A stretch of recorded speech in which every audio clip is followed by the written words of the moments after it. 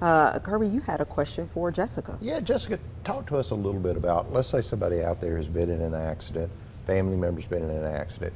Talk to us a little bit about that first visit with you, what they need to bring with them, what the billing's like, how do you get paid, how do they get paid? Just talk to us a little bit about the process. Absolutely, that's a great question. When you are in a car accident, don't be intimidated by calling attorneys. I mean, 100% of personal injury attorneys I know will do free consultations with you and are more than happy to take as much time as you need. I recommend bringing with you, if you have it, the accident report, any pictures you took, and as early as possible, I would write down what you remember about things you saw and heard at the scene. That could be, 800 empty Red Bull cans in the other person's car, or an offhand comment that a police officer made to you about the other driver. Anything you remember like that. If you have your emergency room bill or any medical records with you, that's not a bad thing to bring. Trying to think if there's anything else. I mean, I've had, if there are cases where you might slip in a grocery store or slip and fall, I've had people bring in their shoes that they're wearing that day, so I could inspect those. But if a lawyer is putting pressure on you to sign a contract immediately right there in the meeting, just know that you can take your time, and most people are happy to explain things to you. In certain cases too, Jessica mentioned, like if you fall at a store or something, there's something we want to get out called preservation letters. Okay. And so when you've been in an accident, sometimes it's to your benefit to hire an attorney as soon as possible, because we need to get letters out and preserve certain evidence. Like a store will have often video footage of your fall, and that is so valuable.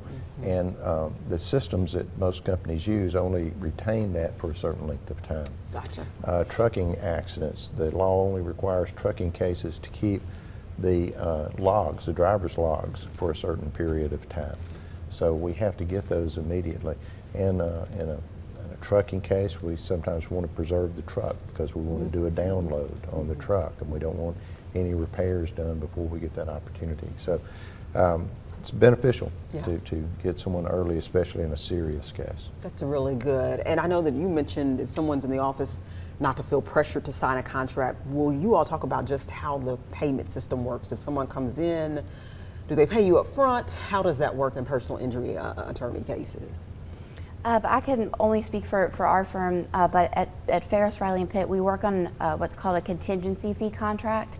That means you don't pay any money up front at all. The expenses are fronted by our firm, so you don't pay any costs of the claim or the lawsuit until the very end.